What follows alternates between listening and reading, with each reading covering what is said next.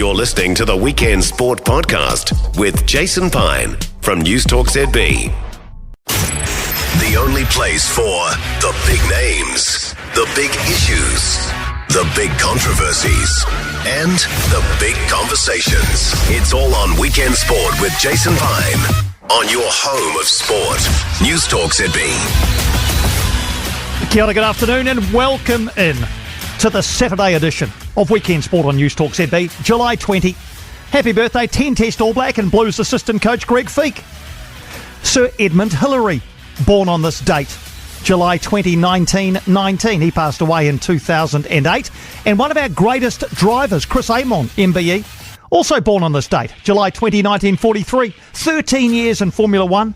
Among many other achievements, Chris Amon passed away in 2016. I'm Jason Pine, show producer Andy McDonald. It is a slightly shorter show than usual, but in some ways it's actually a longer show than usual because at 2:30 we're going to take you to Snapdragon Stadium in San Diego. What a name. For full commentary of the All Blacks' third test of the year. Fiji are the opponent. Elliott Smith and former All Black centre Frank Bunce have the call for you.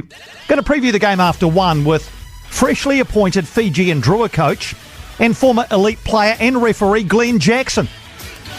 Keen for your thoughts on this one as well. What are you expecting this afternoon? And are Fiji a chance of beating the All Blacks for the first time ever? Or in fact, getting within 30 points, which they haven't done in the 7 previous official test matches between these two?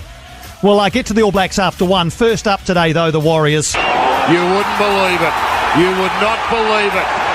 3 missed kicks, and it's the Raiders who somehow stay ahead. And stayed ahead at the final whistle last night. A 2018 defeat for the Warriors by the Raiders in Canberra. The club's top 8 hopes now starting to teeter. Top rugby league journo Buzz Rothfield with us very shortly. We'll take your calls too. Warriors fans, unpick this one for us. And where are we now in terms of the top 8? Other matters around today, 2 rounds into the Open Championship at Royal Troon in Scotland. Kiwi golfers Ryan Fox and Daniel Hillier will play the weekend. Shane Lowry has a 2-shot lead. We'll wrap that with Scott Taylor out of Talksport, Adam Peacock from Australia, and of course live commentary of the All Blacks against Fiji from 2:30 this afternoon. Please join the show if you feel you would like to. 0800 80 10 80. Get you through on the phone. 9292 for your text messages or emails into me, Jason, at newstalkzb.co.nz. Coming up 10 past 12.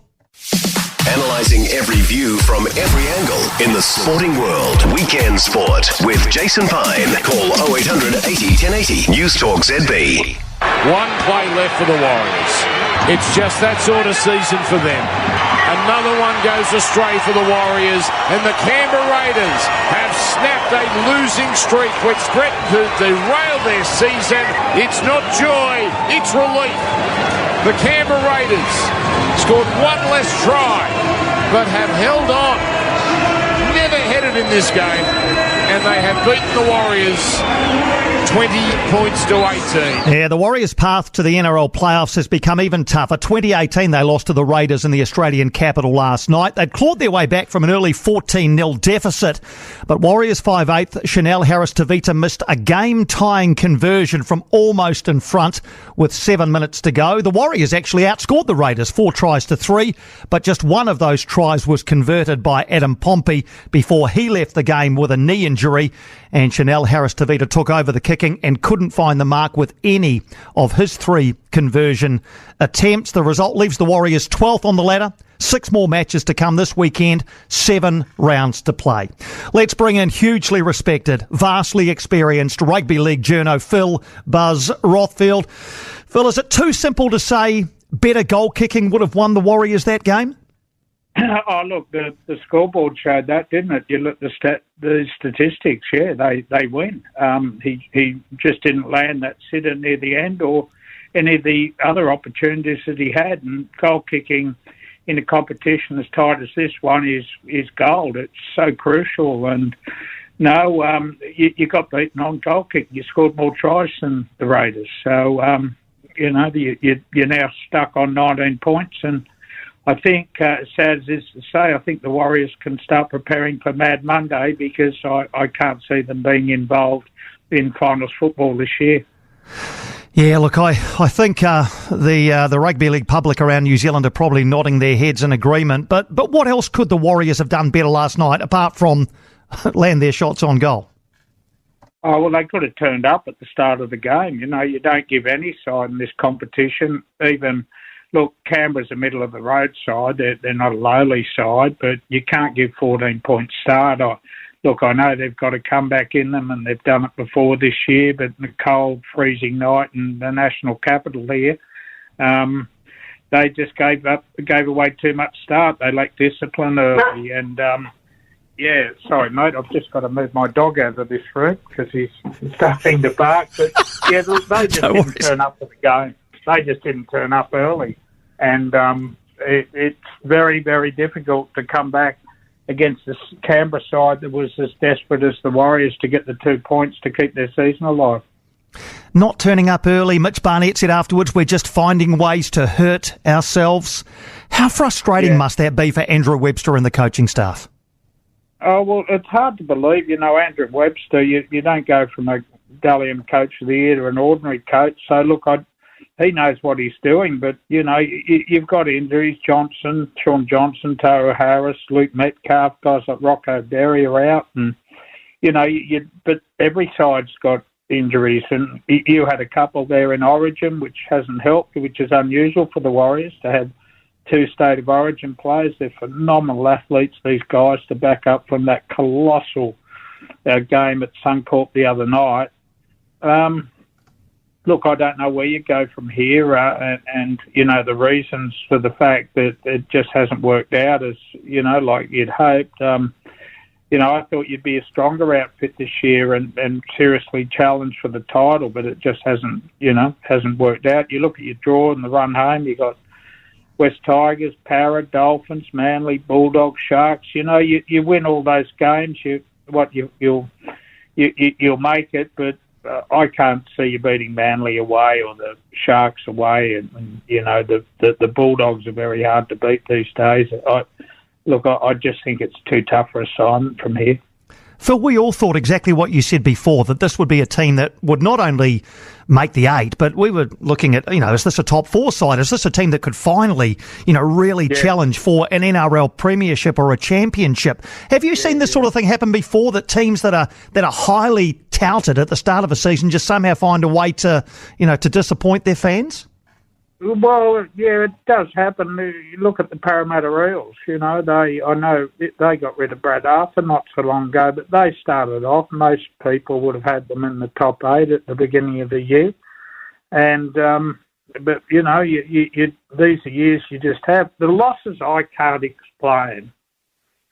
How can you get rolled 66-6 against the Titans, you know? And I think the week after, around that time, they Storm put 38 points on them. So that's an average of 50 points in 2 games in a row, and that's just not the Warriors football and the mettle and the grit that this football side showed last year. Look, I'm not blaming, because I thought Adam Fanua-Blake went all right, but their decline appears to have coincided, you know, with problems in the sheds with him, his decision to walk out in the last year of his contract. I don't know. There was some sort of internal issue to make Andrew Webster, or for him to stand him down. So, but, you know, they not only had a top 4 football side, I thought, but they had that massive, massive support. And, you know, they became nearly everyone's second team, even in Australia, because of what they've achieved since COVID. And look, I think they're going to have a look at the roster, because there's a few people in that football side. And look, I don't really want to single them out, but they haven't turned up. They haven't justified their pay packets this year, and you know, you're not going to make the finals, so it's going to be a really interesting post-mortem come October. Just on that, if there is an acceptance, and there won't be because it's still a mathematical possibility, but if there's an acceptance, even privately, that the top 8 now looks unlikely, what should they be doing as a coaching staff? Should they be handing younger players, those who are contracted beyond the end of this season, game time? Yeah, look, it's a really good point you make. You're on 19 points, you've got to buy 21, 6 games to go, you win everything, you'll get 33 points, you'll make it. Okay, I reckon 32 points is the cut-off, but as I explained early when I went through the schedule, that will not happen. And plus, you've got a negative for and against. Look, I would give it another couple of weeks and see you've got a nice draw for a fortnight. You've got the West Tigers and Parramatta, so I'd stick with my A-grade side. No question, though, in a few weeks' time, when it becomes mathematically impossible to make the 8, it is time. It is time to experiment. Because, and you know what, the guys who are going to miss out in selection won't have reason to go to Andrew Webster and say, this isn't fair, why am I? Because they haven't aimed up. And yeah, it's been a really disappointing year. As I said, there's a lot of fans here in Australia who just admire so much what they achieved last year, and it was good for rugby league. It really was. They were rating well on television, but that game last night, I think, showed both those football clubs, the Raiders and the Warriors, aren't really top 8 sides this year. It was a pretty messy game, and Ricky Stewart was very quick to concede at his press conference afterwards that the Raiders were lucky to win on the back of your poor goal kicking. Tane Tuopiki started at fullback last night, had to leave and failed an HIA. Roger Tuivasa-Sheck moved from the wing, which is where he started, back to fullback. Would you be playing Roger Tuivasa-Sheck at fullback? Definitely. I think it's time to make that change. I think he's a waste on the wing, and he's still a superstar player. Hasn't reproduced anything like the form this year that when he won the Dally M Award prior to him moving to rugby union. But you want Rogers' hands on the football at every opportunity.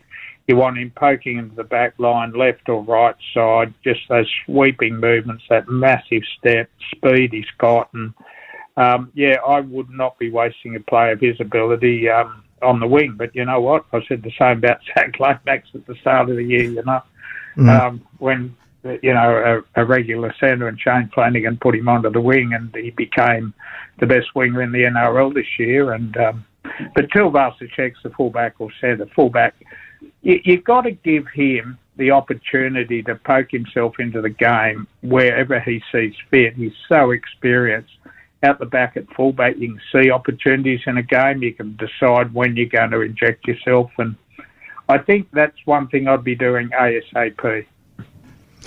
The interesting part, you mentioned Adam Whanua-Blake before. The interesting thing about the NRL is that you can sign for another team but still have a whole season to play with the team you're currently at. That's an odd rule, isn't it? Because there's always going to be question marks over guys, if they know they're leaving after this season. Yeah, can I just forget about him for a minute? I've been banging on about, last week was Jason Riles. Now, he was still employed at Melbourne Storm after he'd signed with Parramatta. And he's a young coach about to start, and Parramatta are going like bastards, and he needed to prepare for next year. Same with Wayne Bennett. Wayne's coaching 2 sides over here, signed with South, bringing their players, involved in recruitment, still trying to steer the Dolphins into the side. Footballers are a little bit different. It's really tough. Players and fans, want to support and cheer players who are committed long-term to their football club to win a premiership. And he made it clear, personal reasons, that he wanted out. Mind you, the club and Cameron George have done a great job to pick up Fisher Harris. But it is odd. I don't like it whatsoever, but there are rules in place that allow it to happen, and it's crazy as far as I'm concerned. And look, I reckon it's affected his form. He's not. He was the number 1 prop in the competition last year, in my view. Magnificent leg speed, power, and he's not this year. And it's been unsettling. If he's coming home for personal reasons, I don't know what they are, but I wish him well, but I don't like the way the NRL allows this sort of thing to happen. But you know what? Sadly, it happens across the competition. And I'd like to see a rule that prevents it from happening. Yeah, I don't think you're the only one. Just to finish, if we zoom out, Penrith, the Roosters, the Storm, anyone from outside of that three gonna challenge to win this whole thing this year, Buzz?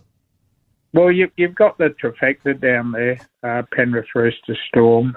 Look, I think the Roosters could even, it might be their year. You get Joey Manu back onto the field with Swaley and the Sanders.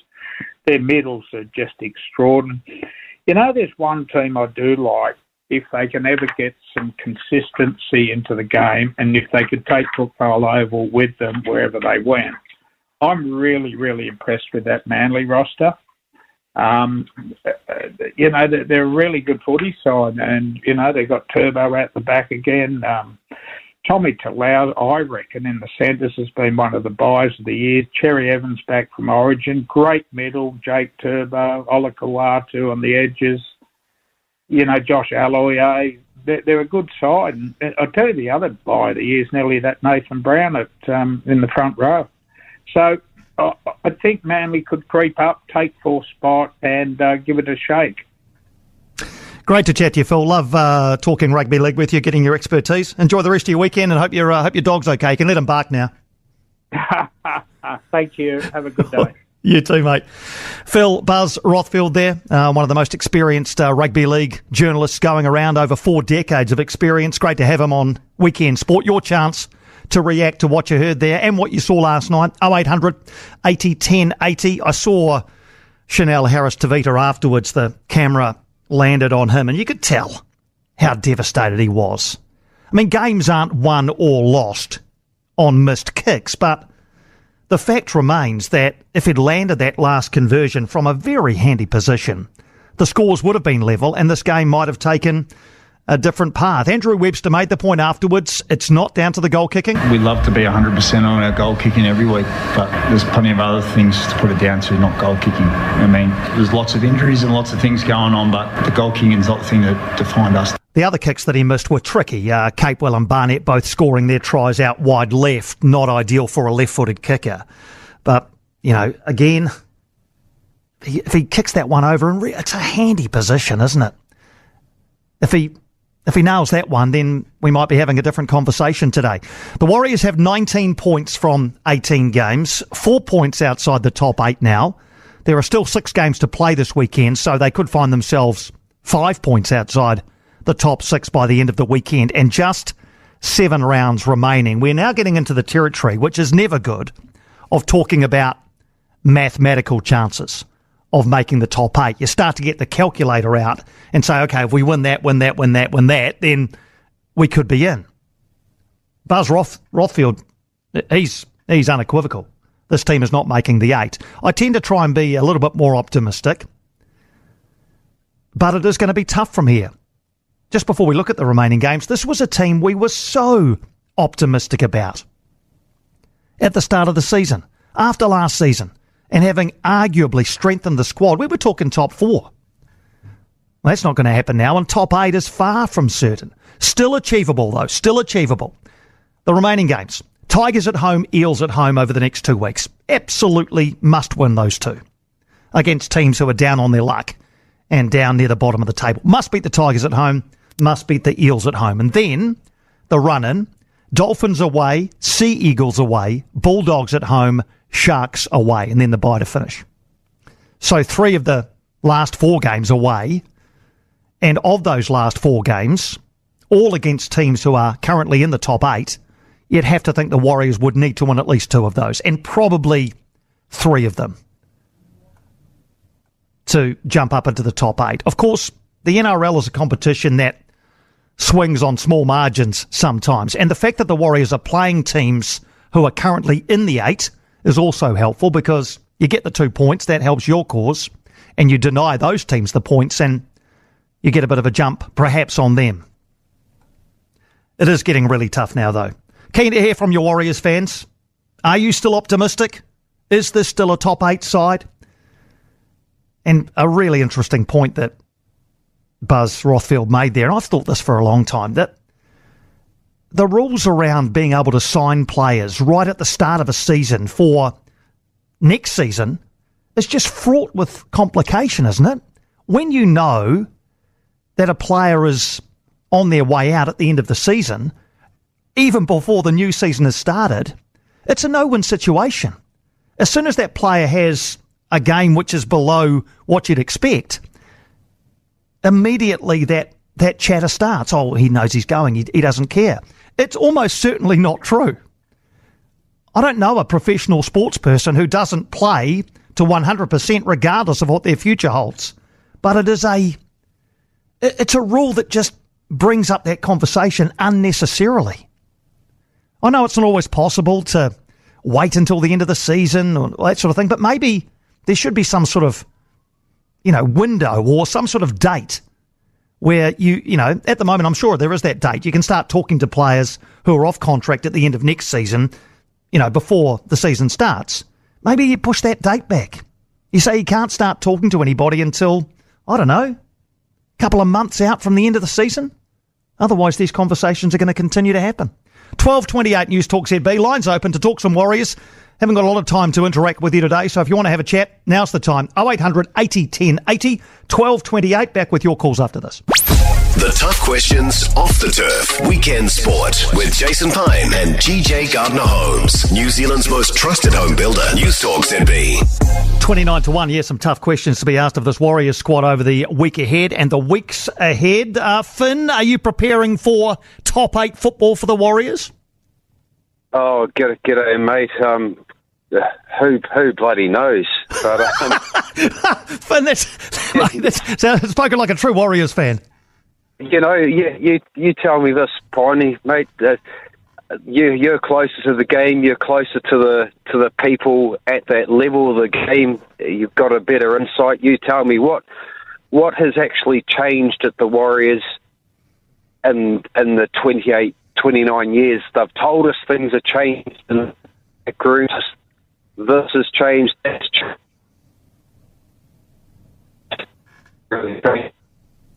We're just losing you there, Finn. I don't want. Oh, no, you're back. Sorry, mate. We just lost you last bit. Well, yeah, you were saying what has changed in the 29 years. Pick it up from there. Yeah, what has changed, mate? They've told you're close to the game. They've told us things have changed in the back room. They've done this, they've done that, but in 29 years, the results on the field have not changed. It's always been hot and cold. What is it? What's going on? Because it's the same 29 years. Well, it was better last year, though, wasn't it? And it really felt like a tipping point last year for fans who had followed the team for the entire length of their life, the 3 decades that you've talked about there. A lot of them were so optimistic after last year about this year. That's what makes it inexplicable and almost impossible to explain. Finn, I don't have an answer about 2024, given what I saw in 2023. But Piney, we've had those tipping points right through the 30 years. We've had those 2 grand finals. We've had the top 8s. We've looked good, but again, it's another season of hot and cold, hit and miss. What's actually systematically inherently wrong? It's a fascinating philosophical question, Finn, because what you're digging into there is saying, okay, is there something within this club that is repelling consistency? Exactly.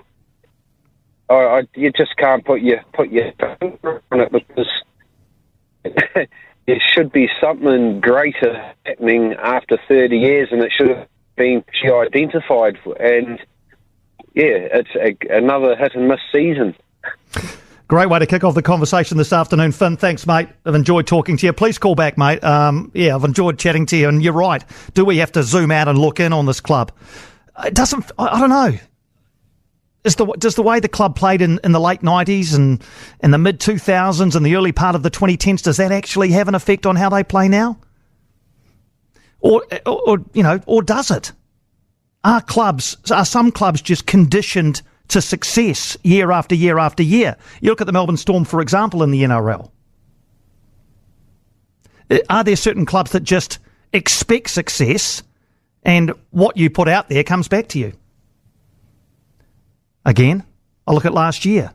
Who wasn't optimistic after last year? Unfortunately, that optimism looks to have been misplaced. Hello, Phil.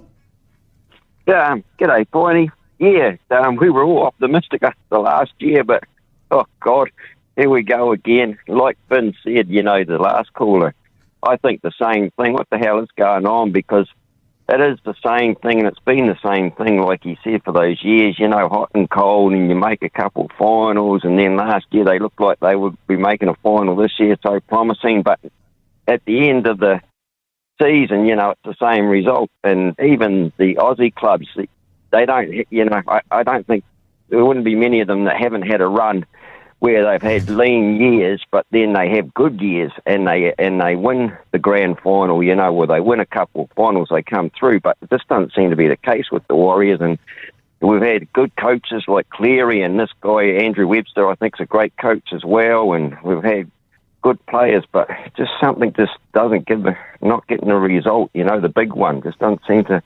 But what I wanted to say was, I was interested listening to your rugby league man there, and I would have loved to have known who the players were that if he had named and said they aren't pulling their weight or they're not worth their paycheck. He said, I won't name them, but there was some there that he obviously thought shouldn't be there. And the other thing that I think was a great point that he made was that how many times have the Warriors have let the other team get off to a 14-20-0 start, at half time, and they just haven't turned up, at the start. Phil, it's too often, too often, and it was something they identified early on in the season. From memory, we're not starting very well. We're not starting very well. They seem to have addressed it for the most part, but then last night again, they were 14-0 down after 20 minutes, and it's always difficult to come back from that. Good to chat to you, Phil. Henry, hello. What's your main takeaway from last night? A bit of disappointment, really. There was, I think the game, whether, I've got utmost respect for him, and I definitely think he's the man for the job, but his reluctance to start Roger Tuivasa-Sheck at fullback, that really grates me. The game changed last night. When RTS went to fullback, we got on the front foot and we started winning. Yeah, I think you'll see him there now. Henry, it's okay to walk back decisions, right? And they were all in on Roger playing at centre this year because, they had Chance Nickel-Klukstad as their number one fullback, and they said, right, okay, Roger, you're a centre. We're going to make him one of the best centres in the comp. But things change, right? It's okay to walk things back. It's okay for him to wear the one jersey for the rest of the season. Yep, and I certainly would be one to support that decision. Now, an interesting thing that I noticed with the head clash that took the young fella, the young fullback off. Yeah, Tuipiki, yeah. When the clash happened, both players reeled away from the tackle. Opiki was holding his chest, and the other player was on the ground holding his head. How does the off-field doctor decide who's going to get pulled? Because on the optics of it, you certainly would have pulled the Raiders player at least, if not both of them, because obviously Opiki did have a head injury because he failed. But why didn't the Raiders player get taken off at the same time, or do I miss that? No, great question. I don't think he did, Henry. It's a great question because it's one of those sideline doctors, isn't it? They make the call. They don't have the smart mouth guards or anything like that to that rugby do to measure the impact on head or otherwise. I think, and I stand to be corrected, I think they're just looking at a screen. I think that's all they're doing is looking at a screen and go, well, that looks like a bit of a collision. He needs to come off for a check. Because often you see, and it happened when the Warriors played somebody in Wellington at the beginning of last season. Andy will remember who the player was. Had to go off, looked over to the sideline and thought, what do you mean? What do you mean I have to come off? And then you get things like last night where it seems so obvious that someone should come off and they don't have to. Yeah, and it just opens up that criticism that the Warriors never get the rub of the green, A bit of consistency would be great. And as far as Webby's comment about kicking not winning or losing the game, I realise he was trying to, keep the spirits up of all the players involved, and especially the young fellow that missed the kicks. But, man, kicking does win and lose games. It's as simple as that. The fact remains, look at the scoreboard. If he got his kicks, at least one of them, it would have been into golden point, and we were on the ascendancies, and we could well have won the game. Good points, well made, Henry. Yeah, no, good points, well made, mate. Keep the faith. I know you will. And let's see if Roger turns up in the one jersey for the next little while. I hope he does. And like I say, it's okay to walk back selection decisions and comments that you make earlier in the season when a landscape's different. It's okay for Andrew Webster this week, if he wants to come out and say, you know what, yeah, I'm going to play Roger at fullback. 21-1. Back after this. The biggest names in sport are on Weekend Sport with Jason Pine and GJ Gardner-Holmes, New Zealand's most trusted home builder, News Talk ZB. 18-1, back to the lines in a minute. Texter, I cannot recall a season where we've had injuries in nearly every game. And despite what people say, the Warriors have been hammered more than any other team. We're not out, but the rest of the season is a challenge, of course. But I feel the comeback shows there is more fire under Webby. 2024 is a hella tight season. And yes, those kicks hurt us, but I keep the faith. Love it. Love it. Hello, Mark. Hey, Bonnie, I'm having a bit of a panic attack at the moment. I'm reading a lot of stuff that Artie Savia is thinking about going to Moana Pacifica. I think you'll find, Mark, that is almost certain to happen. Yeah, my goodness. Yeah, I had that on my list of things to talk about today. We may get to it after one when we talk about a rugby. Yeah, I think you'll find he'll go. I think that's what I'm hearing. I'll have to buy a black armband and wear it for a year or something. Don't you think, though, that... I mean, I thought about this yesterday. I felt the same way as you when I first heard this news. I know you want to talk about the Warriors. But, it'll strengthen Moana Pacifica, without question, give them relevance and validity. And you think about the season we've just had as Hurricanes fans. No Artie, he was in Japan. We've got a pretty decent group of loose forwards there, Mark. I think we'll be okay. Oh, yeah. No, I'm just sort of having a laugh. I think, he's such a proud sort of Pacific Islander. I think he almost wants to bolster Moana Pacifica because, at the moment they're almost facing extinction the way they're playing. They just had some terrible... They really haven't been like the Fiji and Jura, have they really, as far as their initiation into Super Rugby goes? And I think maybe he looks at it and goes, well, I could be the catalyst. Will Julian be playing as well? Yeah, he will. Yeah, no, he's still there. And I think that's another big part of it. That's another big part of it, Mark, the chance to play alongside his brother. Those two they've shared a lot in their rugby journeys. Look, don't get me wrong. And any fan of any team would want Artie in their team. But it's, at least he's not going to the Blues. Well, he might bring a lot of supporters out from Pacific Islanders. 100%. I don't actually think they had a lot of... It didn't seem like they... Like, you look at the Tongan Rugby League team, when they play, holy moly, all of South Auckland seems to come out to support them, but I don't feel like Moana had the support of, like, Fiji and Jura. Obviously, Fiji and Jura was a home team, and I guess a lot of fans in Auckland probably already had their team sorted out. Warriors game last night, it was a bit of a come down from State of Origin. Yeah. I don't think either of those two teams are going to be contenders for the title this year, unfortunately. And people, everyone likes to put the boot into the Warriors, but man, the injury toll, and maybe that's something they need to look at with the amount of injuries they've had this year and the way they're training. But man, you can't expect the team to even like the in-game injuries they're having at the moment. They lost the back three the week before last, and last night they were down 15. And it seems like even the players on the field, like I think two of us, Sheik, and it seemed like Martin were injured last night. So it's just the team just devastated by injuries. And if you look for a parallel, I guess you look to the Broncos, who have also been, I know they've had State of Origin, but they've also been devastated by injuries. So, and they look like at least a top 4 team, from last year. And they're struggling to make the top 8 as well, aren't they?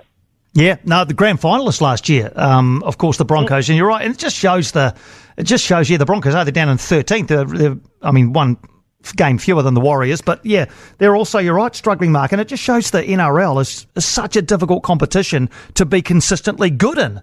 That's why you get, increased admiration for the likes of the Panthers and the Storm, who year after year managed to do it.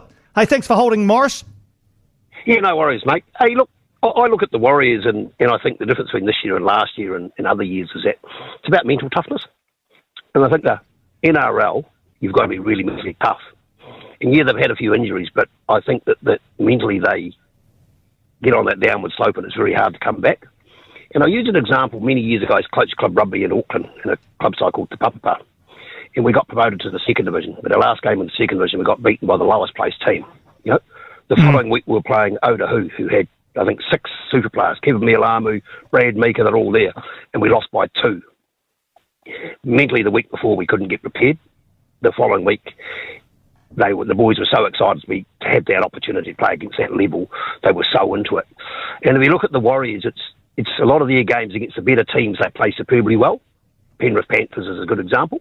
Yep. And when they get to the bottom end of the competition, they don't mentally focus enough. And I think it's not being racist or anything, but it's a Polynesian thing. And obviously it's Papua, we're all Tongans. And it was very hard to motivate the boys and get them in the right spot week in, week out for the rigours of club rugby. And it's only club rugby, but it's the same thing as an athlete. And I think that's where the Warriors have a lot of issues around, just getting them in that right frame of mind. Because you think there's 20-odd games, 26 games in the NRL, week in, week out, you've got to lift yourself every week. And hence the Blues did it on Wednesday superbly. Queensland I didn't think they weren't in the game. They mentally weren't in the game. Physically, they weren't in the game. But all those guys are physically probably equals if you look across the teams.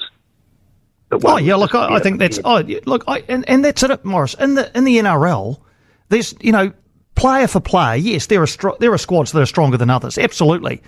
But man for man across a lot of those squads, there's not a lot of difference. So it has to be at least partly mental. It has to be. And, look, having never been in the position of an elite sports person, I can't say this for a fact, but I'm sure that there is a heck of a lot of difference going on when you're playing, when you're winning week after week after week. That confidence has to grow so that when you are behind, you still think to yourself, right, we can get out of this because we have been. Similarly, if you're behind and your recent track record is of losses or substandard results, that has to creep in. It's like, a football team that goes 1-0 down, if they're on a winning streak, they think, we can pull that back. A team that's lost 3 games in a row that goes 1-0 down, you can see the body language, the shoulders slump.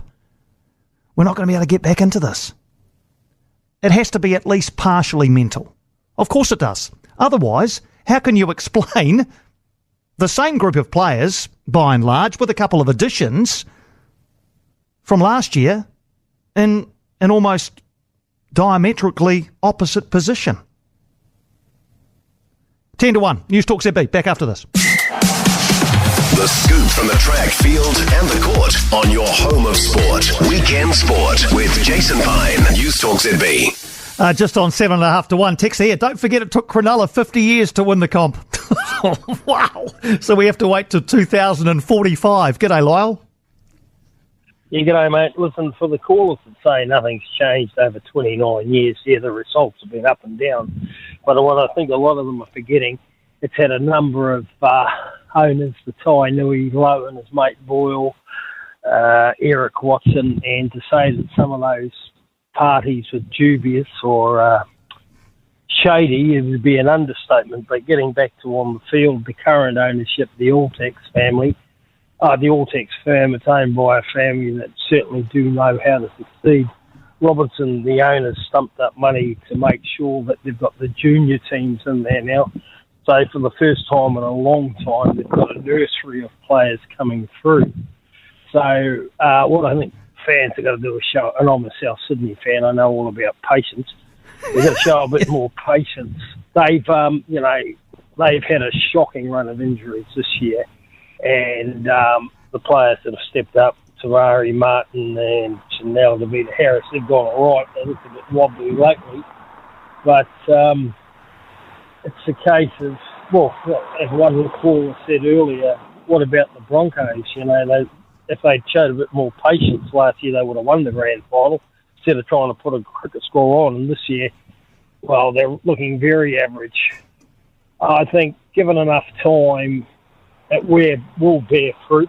The current owner is certainly not the shy sticking his hand in his pocket and getting things going. And like I said, if you know anything about the family, they certainly know how to run a successful business. And at the end of the day, that's what professional sport is. Oh, having said, notwithstanding all that, the kick, that could have tied up the game, you've really got to get those, and you've got to have a kicker. I mean, I'm sure he didn't miss them on purpose, but it's, the further you go up towards the pointy end of the season and the very end of it, the errors from the margin for error gets less and less and less. So they'll have the boy from Penrith over there next year, and hopefully Metcalf, they should call him Nessie after the Loch Ness Monster, can finally get on the field again. But you'd have to think the luck will turn eventually. You're just going to have to show a bit more patience. Good man, Lyle. Thanks, mate. Yeah, look, on the kicking, I mean, Adam Pompey was taking the kicks until he had to go off. And he's been good from memory. I can't remember Adam Pompey missing too many kicks when he's taken over from Sean Jansen on the kicking tee. Chanel Harris-Tavita hasn't had to kick a heck of a lot this season. In fact, has he kicked it all? Just trying to remember. I think he has. I seem to remember he has done some kicking. But, yeah, Adam Pompey, and a left-footed kicker, those two out wide are tough, but that one in front, really, he just looked like he wasn't confident, right? Pressure does funny things to people. Scotty makes that point. He looked like a guy who was going to miss and hoped he'd get it. It's so upsetting we're unlikely to make the 8. From Joe, Piney, big disappointment last night. Unfortunately, the team's got a long way to go. Andrew Webster needs to salvage something from the season, so might as well put some of the young guys in now. Give them some first-grade experience. It's 30 years next season, but just remember, it took Cronulla 49 years to get their first one. I just hope Warriors fans don't have to wait that long. Yeah, good point you make. Good point you make. I think we'll knock the Warriors chat on the head there. It's been a good hour of chat. We've tried to unpick it. Let's hope for brighter things ahead. After 1 o'clock, we'll start focusing in on the All Blacks Fiji. The only place to discuss the biggest sports issues on and off the field. It's all on Weekend Sport with Jason Pine on your home of sport. News Talk ZB. 107, welcome in. 2:30 this afternoon. All Blacks Fiji, San Diego. We've got the commentary for you. Our lead commentator and rugby editor, Elliot Smith, with 55 test, 69 game All Blacks centre Frank Bunce alongside with expert analysis. Going to get you to San Diego this hour. Bonnie Jansen from the New Zealand Herald is there at Snapdragon Stadium. She'll set the scene for us. Glen Jackson very shortly. Fiji and Drua head coach, freshly appointed.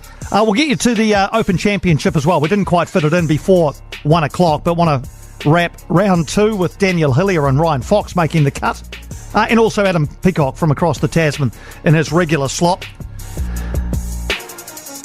Your calls and correspondence continue to be welcome on the show. 0800 80 1080 9292 if you would like to send us a text. All Blacks Fiji, San Diego, 2:35. While the All Blacks are firm favourites, Fiji are no longer a rugby minnow. Those passionate fans, but Australia, one more chance. The scrum disintegrates all over the place. Penalty, Fiji!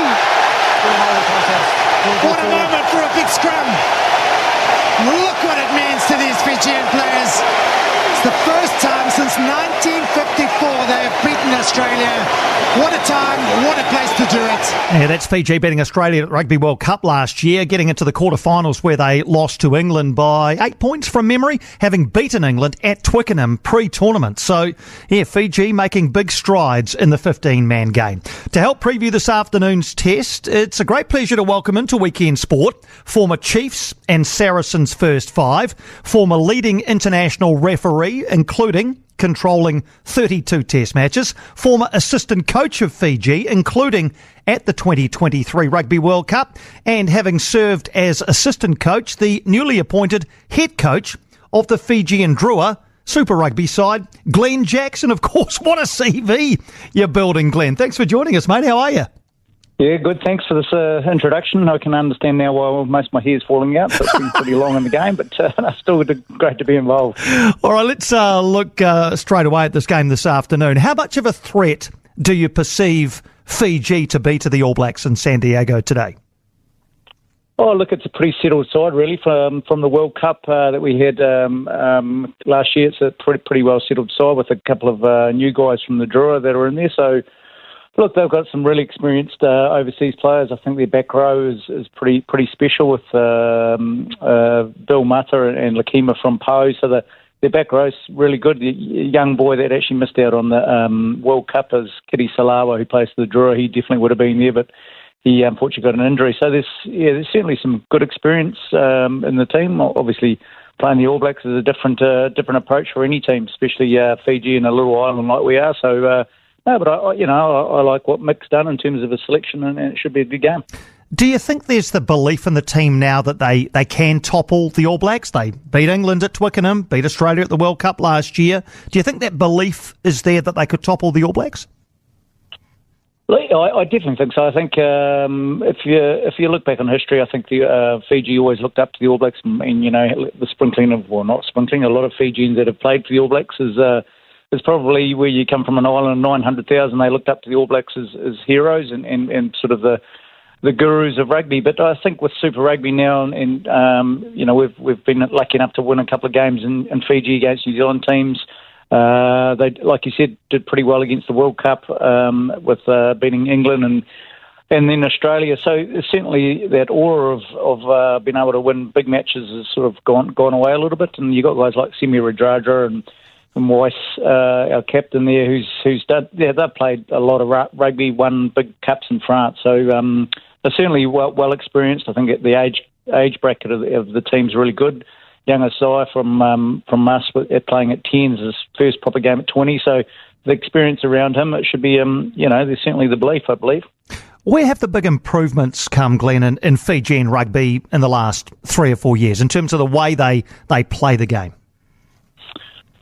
Well, discipline. Discipline was number one for us going into the World Cup. I think it was something that we had to really change, which was fitness. I think the Tweedy, David Sylvester's a trainer with Fiji, who's still with them that we had in the World Cup. He'd been to 5 World Cups, I think, mostly with England.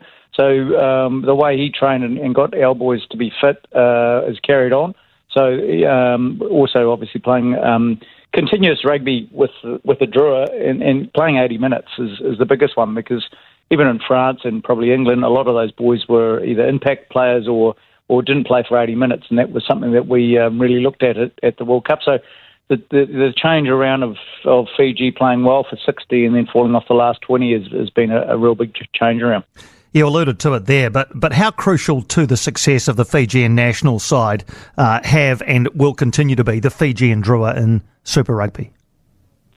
Yeah, it's massive. I think it's something that obviously we tried for a long, long time to get a team in Super Rugby, with Fiji have been, and now you've got the ability of players earning pretty good money, being able to stay home. Even next year we're getting a few players back from France and from around the place, so it's certainly a massive part of Fiji. And also then the public are right in behind the rugby, and there was never an issue around support, but I think seeing proper Super Rugby games played in the country has really got everyone in behind the national team as well. So it's certainly been massive. I don't think we'll truly see the real effects probably until sort of 2 or 3 more years on top of that. But when you got a 20-year-old 10 that we were lucky enough to get from New Zealand, now playing for Fiji, that's the big change. We're not only just getting great Fijian players, we're also getting Fijian players that played overseas and learnt their trade in New Zealand schools and Australian schools. I want to come back to the draw in a moment, but in terms of the Fiji national side's improvement in recent times, can you talk a bit about Vern Cotter's influence on that improvement?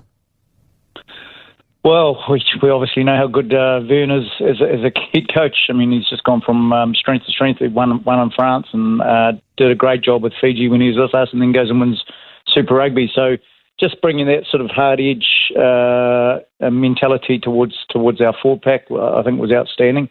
Also, he knows how to win. We're extremely lucky to have Vern for 3 years. It was, obviously disappointing that he didn't go to the World Cup with us. Simon Rauluni took over, and I think also same sort of mentality as Vern around no nonsense and just getting our forward pack a pretty hard edge. And as you can see, what the Blues did magnificently well was you can't win without a forward pack. And I think Fiji at the moment has got a really good forward pack. So Ronnie playing in Saracens, Tavita is obviously a great hooker playing for us at the Drua. Masaki Dongi also, so you've got a front row that can compete with the All Blacks. And then, like I said, with the back row, I think the back row of Fiji is just a amount of people that can play in there for this test. So it's a forward pack that's been started with Vern, carried on with Simon, and then obviously now Mix and Graham Hughes has done a good job with that team, beating Georgia and Georgia just last week. So, which is no mean feat. Yeah, indeed. How do you reckon Mick Byrne will go? It's hard to predict the future, I know, but how do you reckon he'll go? Oh, Mick Byrne's been unbelievable for the Drua. He started it and he's been there for 3 years. And the great thing about Mick, he knows Fijians. He knows he's lived there. He's lived and breathed Fiji. He never left. So he knows the pressure, I suppose, also from the Fijian public on performances. But he also understands the boys and what makes them tick. And I think it's been a fabulous appointment from Fiji Rugby to sort of get the continuity from the Drua now into the national side. This game this afternoon, playing in San Diego, does that disadvantage Fiji, or could it in fact be an advantage, being the fact that it's at a neutral venue? No, I think it would have been fabulous in Fiji. I think that's where it was first mooted to be there, but unfortunately it didn't happen. Fiji's had a pretty hectic sort of month, obviously with Barbarians virtually straight after the quarterfinal. Then they had Georgia, and then they had a week off, so they've sort of been overseas. The good thing about that, you're living and breathing with each other. You're getting to know each other. So.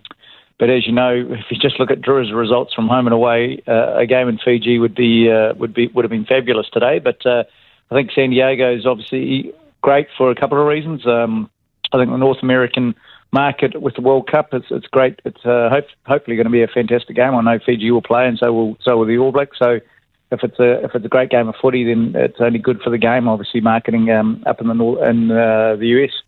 That's the positive spin. But you're right, Glenn. I mean, how good would it have been to have this game in Suva, for example, or Lautoka? Yeah, look, it would have been amazing. I mean, I don't want to harp on about it, but we've all seen what Super Rugby needed, a bit of a change. And I think the Drua has brought that around the passion. I've had plenty of mates come up here and just say it's the best sporting experience they've ever had. Suva would have been pumped and jammed in with, I think it holds 18 to 24, but there would have been 35,000 and bunched into those hills. So yep. Yeah, it would have been amazing. It would have been amazing, not only for the Fijian boys, but also for the All Blacks to experience, an atmosphere that like you don't often get now. I suppose just pure passion of the wonderful Fijian people and how much they love the game, yeah. And also, of course, 2.5 hours from New Zealand, so the travelling community would have been up there as well. So it would have been a great experience, not only for Fiji but also for the tourism market at this time of the year.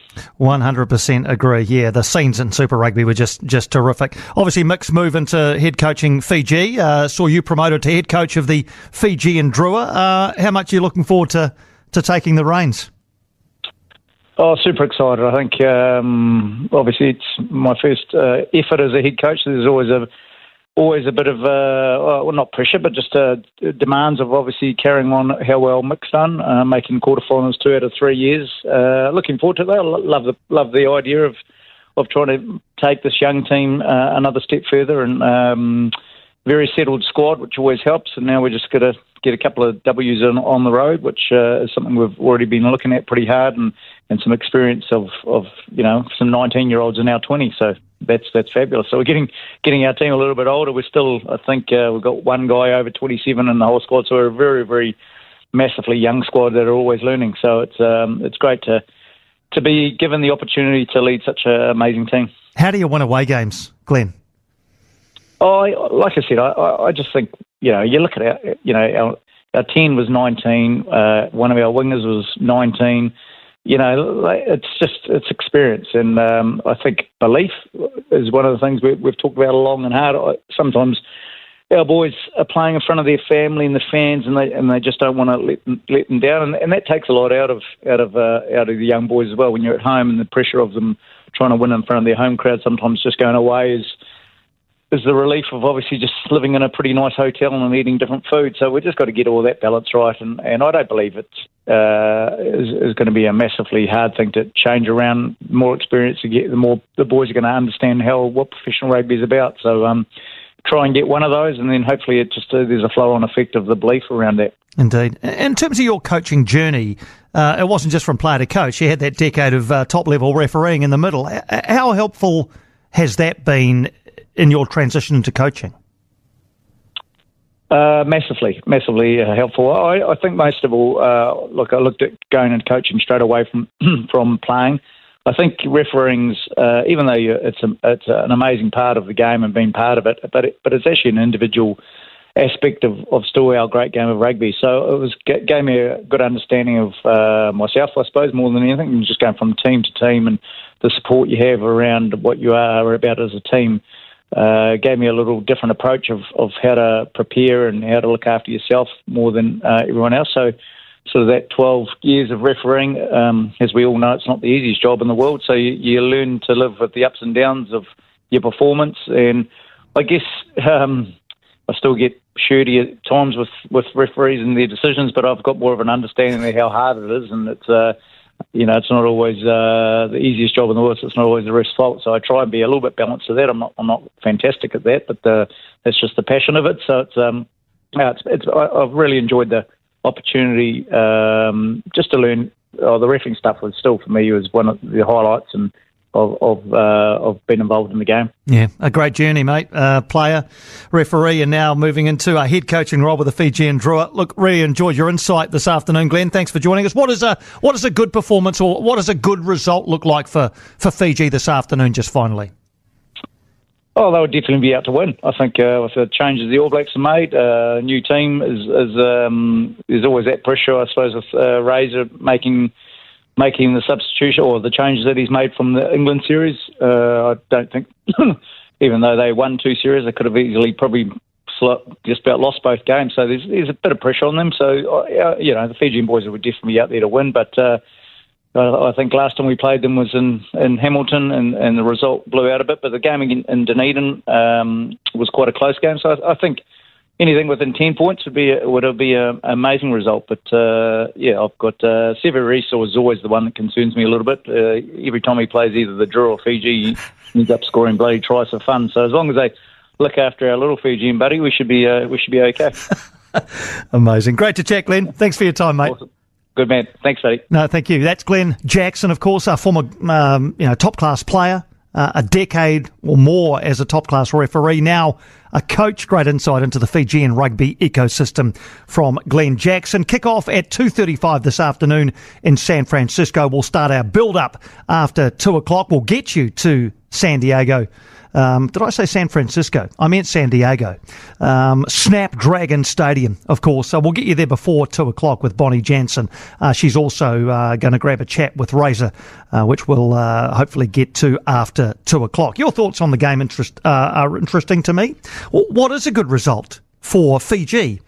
Look, I think only the most ardent of Fijian fans would be predicting a victory. Yes, as Glen Jackson just said, they'll be going out there to win the game. Of course they will. Any team goes out to win any game.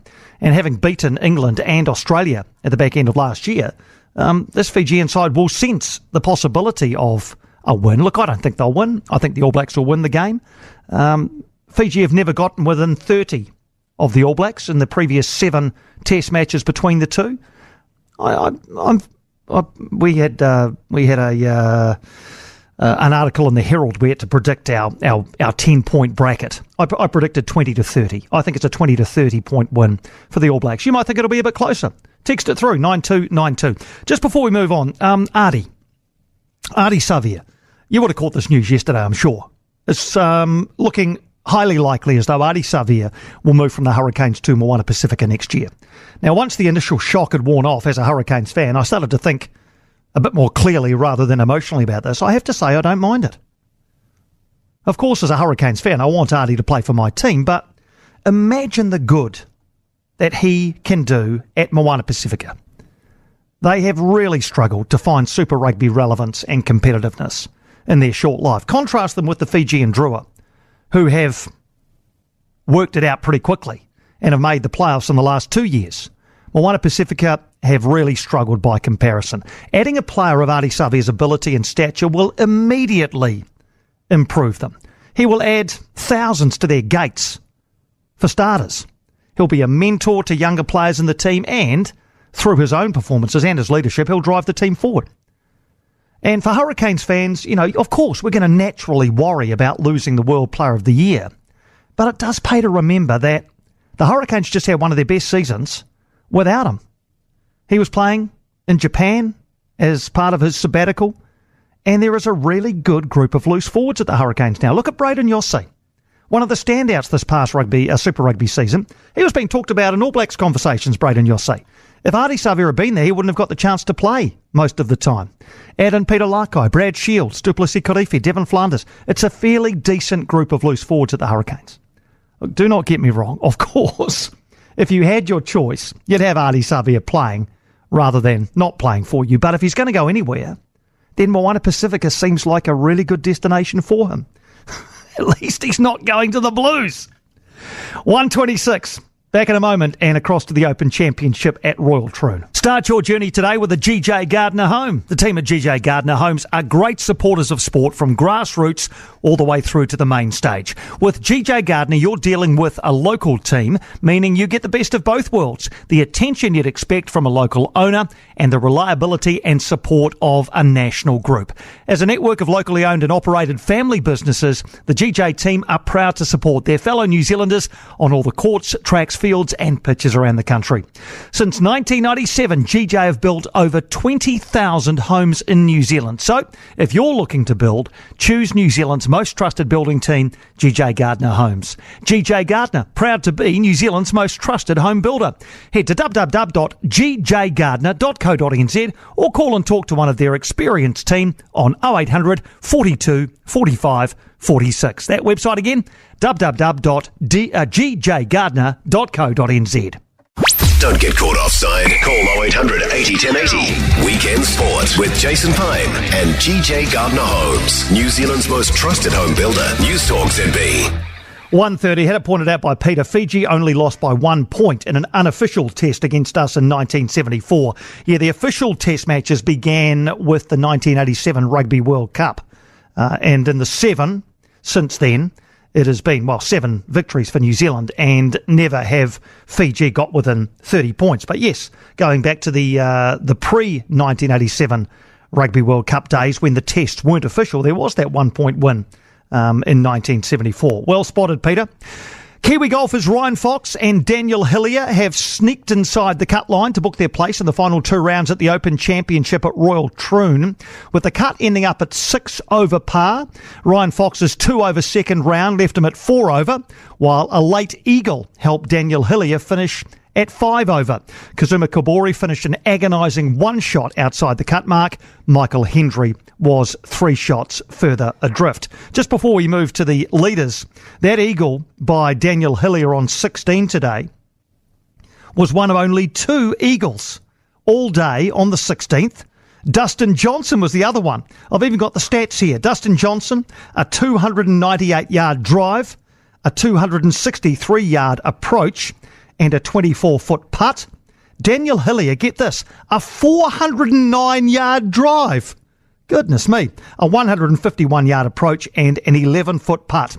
So the 2 eagle makers on 16 today at Royal Troon, Dustin Johnson and Daniel Hillier. It is not bad company.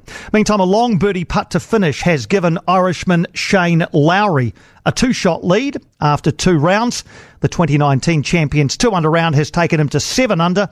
He is 2 clear of the English pair of veteran Justin Rose and round 1 leader Dan Brown. Let's bring in Scott Taylor from Talksport, who's covering the Open Championship at Royal Troon. Scott, great to get the chance to chat to you. Tell us first of all about Shane Lowry's second round. Yeah, Shane Lowry, excellent golf. And the conditions at Royal Troon today were unlike yesterday. Yesterday was wet and cold, but today was all about the wind. The mile an hour of the winds were up to 30 mile an hour come 2 or 3 o'clock in the afternoon. So on day 1, we saw people having irons off the tee on the first, for example. Today, they were using wood. So just shows you the impact of the wind. And for Shane Lowry to shoot a bogey-free 69 was sensational. And he's asked every time in these conditions, do you like playing in them? And don't you prefer playing in them? But because he's played a lot in Ireland, he actually says, well, I live in Florida now, so these aren't actually my home conditions anymore. But for him to provide that sort of spectacle and that level of golf today was sensational, given how the rest of the field and some huge names, no doubt we'll talk about in a minute, struggled massively. And for Shane Lowry, 2 shots off the lead, great position to win a second Open in 5 years. Just 10 guys in red numbers after 2 rounds, which I actually really like. I don't know about you, Scott, but this is the kind of golf I love. None of this, 26 under stuff from the PGA Tour you see sometimes. This is a real test for the world's top golfers, isn't it? Oh, absolutely. And that's why I loved even the US Open at Pinehurst. Those conditions were brutal as well. And it just, the motto at Royal Troon is about as much as skill and power as it is precision, and that's exactly what it is in links golf as well. You need to be able to hit the ball far, but in these winds you need to be able to manage the wind conditions and find the fairways regularly, and also read the greens. The greens have been quite difficult to read for a lot of golfers, having spoke to them after their rounds, but I think one man who's putted superbly this week has been Justin Rose, and I'm sure we'll touch on him in a sec, but his tee to green has been fantastic. But on the greens, you saw his putts to birdie the 18th earlier on today. That was sensational. But his putting game all week has been up there with the very best. Yeah, so he was 3 under today, joint best round of the day. A few guys shot 3 under. Tell us about Justin Rose. Is he the one most likely, you think, to challenge Shane Lowry over days 3 and 4? Yeah, Justin Rose, it's a really good feel-good story. I'm slightly biased because he's actually from the same sort of area of England as I am, really. So he's quite a local boy. We both support the same football team back in the UK. So he's always had a soft spot for me. But this was a guy who had to go through the Open qualifying to even reach Royal Troon last week. So he went to one of the qualifying events, shot 8 under par, ended up coming through that to even get to here. And it's quite admirable that a guy aged 43 is still willing to put himself through the hard yards to even compete at Open Championships. He's won one major, as you say, at the US Open in 2013. So you always see in Ryder Cups, for example, Justin Rose is a clutch player. The big moment, Justin Rose turns up. And I'd be delighted to see him win a claret jug. There's been a lot of talk over the past couple of years in golf about LIV. And perhaps Justin Rose could easily have been one of these players that in his 40s now could have gone to LIV, set up his family for life. But I think the fact that he still finds it such an honour to play at major championships is just a testament to the character of Justin Rose. So, I mean, Shane Lowry's a fantastic person off the field as well, but I'd love to see Justin Rose win a claret jug. I want to come back to the top of the leaderboard in a moment, but you talked about some big names who won't be there on days 3 and 4. Rory McIlroy, can you? What's he, 11 over after his 2 rounds? So, well outside the cut line. What happened to Rory? Yeah, it's a very good question. The thing with Rory, he started to turn it on right at the end of his round, but it's been a theme of Rory McIlroy. When the pressure's not on, he plays really good golf, but it's too little too late. And his body language after hitting a few bad shots, it just didn't look like his week. In the build-up, I spoke to your colleagues as well, and he looked really relaxed in the build-up. His press conferences, he was very relaxed. He was having a laugh. He looked in a really good place. But one of the things he and many other golfers will have pointed to, that his practice rounds were in very generous weather for Scotland in July. Whereas as soon as championship days come around, there's swirling winds, there's conditions he's not practiced in before. So to come up with a strategy sort of ad hoc, really, and not go into the Open Championship on what you plan to play because of the weather conditions must be hard. But it's not just Rory, and I think he's going to be given the spotlight, given the profile of player. But we've seen Ludwig Åberg, we've seen Bryson DeChambeau, we've seen Victor Hovland. So it's not just Rory McIlroy who's missed the cut. I think it's just one of those bad weeks.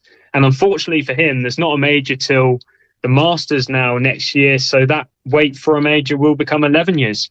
Let's go back up to the top. We've talked about Shane Lowry and Justin Rose. Who else is lurking, Scott, and could potentially make a run in the 3rd or 4th round?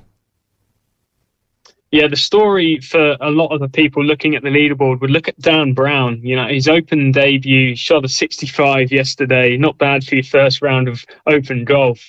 And he's sort of an unknown, really. But in terms of potentially winning the claret jug, look, Shane Lowry's in a fantastic position. So too Justin Rose. But for me, Scotty Scheffler yesterday played brilliantly. Shot a 70, 1 under par. Shot a 70 today as well. But his putting, if you ask someone to lip out at every hole deliberately, Scotty Scheffler didn't really have the luck. It felt like he left a few shots out on the course, whereas a Shane Lowry or Justin Rose probably played to their max to get their registered total, whereas Scheffler, you feel, left a few putts out there on round one and still only being 5 off the lead with 2 rounds to play. I know it's very predictable to say the world number one's in with a good shout of winning a major, but Scotty Scheffler's playing some good golf. Yeah, well, they're world number one, these players, for a reason. What score wins this, Scott? 7 under through 2 rounds. If Shane Lowry went par, would 7 under win it, or would he need to go a bit lower than that?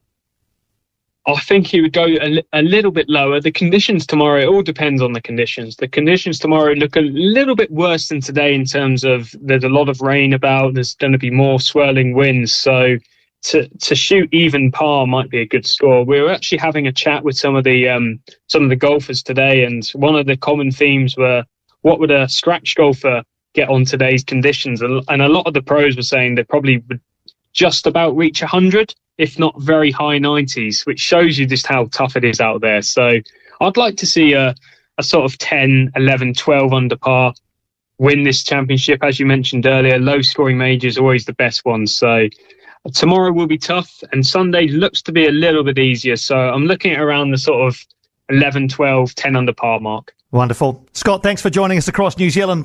Great analysis. We'll look forward to seeing how rounds 3 and 4 play out at Royal Troon. Thanks for your time. Anytime, guys. Take care. You take care too, Scott. Thanks indeed. Scott Taylor there from Talksport in the UK. So, yes, Daniel Hillier and Ryan Fox will play the weekend. Daniel Hillier is 5 under the card. He will tee off at 9:20 tonight, New Zealand time. And Ryan Fox is underway as I just scroll up at around 11:25. He is 4 under the card. So the two Kiwis involved in the weekend, Daniel Hillier and Ryan Fox. Unfortunately, Michael Hendry and Kazuma Kobori have missed the cut. 20-2. Reminding you, we're less than an hour away now from the All Blacks against Fiji. We've got full live commentary from San Diego with Elliot Smith and Frank Bunce. We'll get you to San Diego before 2 o'clock with Bonnie Jansen to set the scene. Next up, though, across the Tasman, our regular catch-up with Australian correspondent Adam Peacock. The voice of sport on your home of sport. Weekend Sport with Jason Pine and GJ Gardner-Holmes. New Zealand's most trusted home builder. News Talk ZB. Just on 16 away from 2. Let's get you across the Tasman and bring in our Australian correspondent Adam Peacock in the car on the way to golf, I think. How's the weather for your game today, Adam? And good afternoon. Good afternoon. Yes, the sun's out, but the wind is up. It's going to be interesting for the Test match later this Arvo in Sydney, actually, with the Wallabies. But, I think they've just basically decided, because I play on a links course, it's basically... Well, you guys are watching so much of the British Open at Troon, you can bloody play in it as well. So that's what we're in for.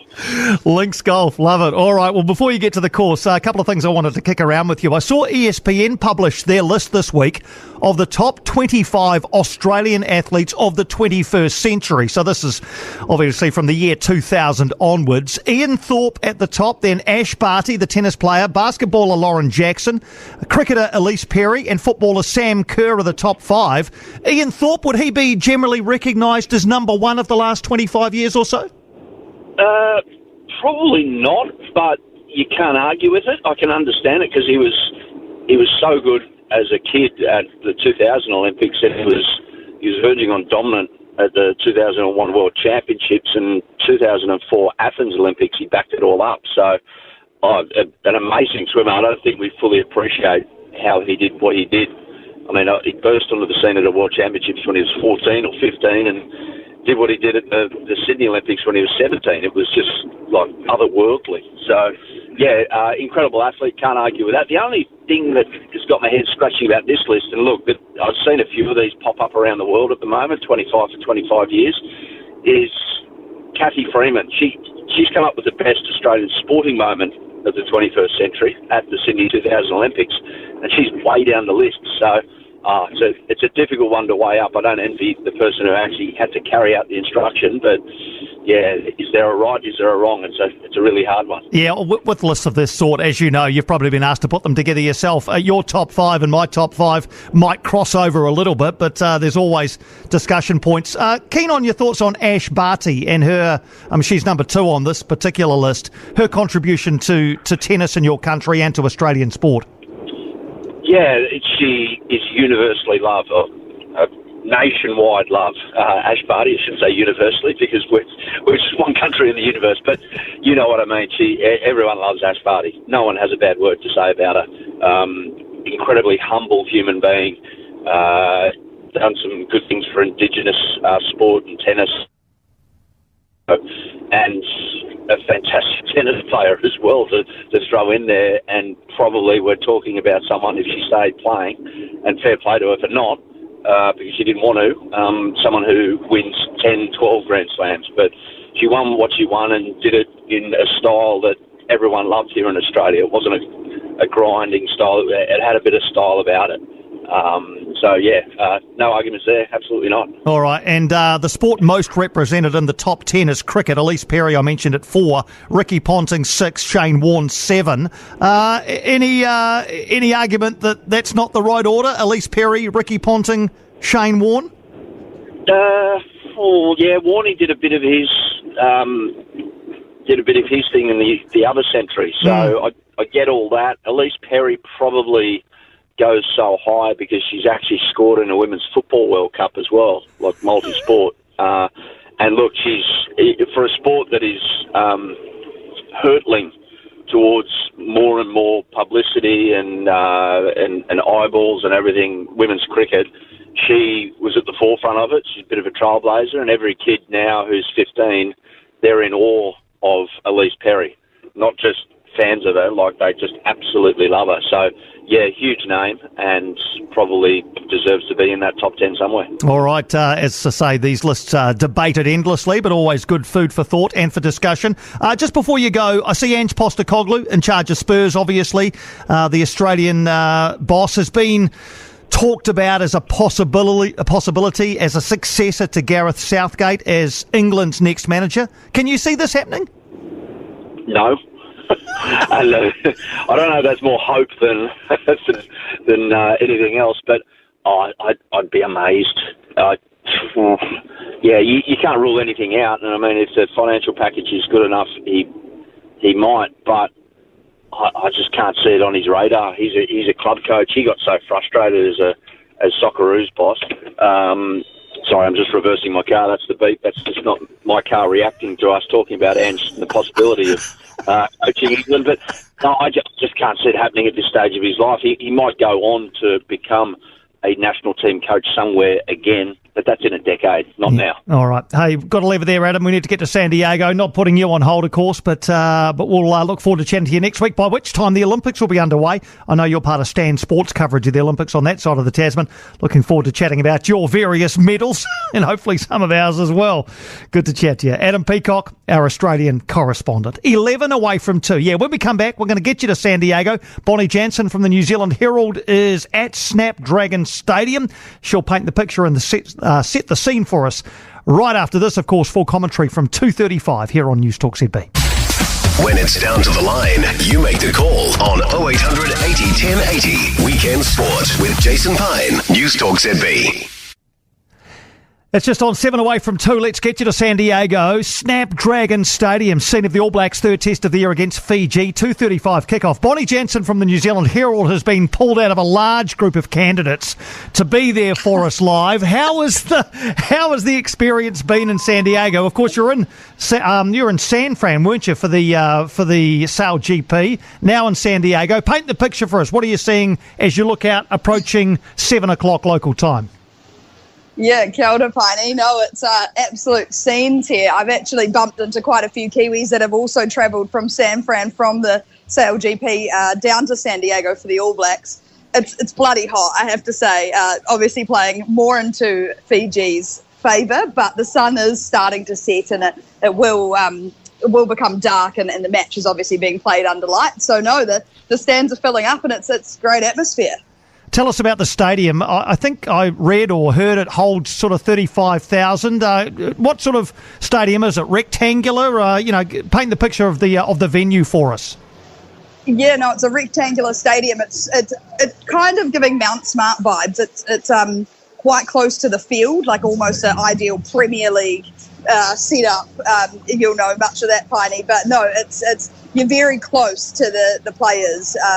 And they're currently warming up, which is great. And yeah, there's no roof as well, but thankfully blue skies, 35,000 people.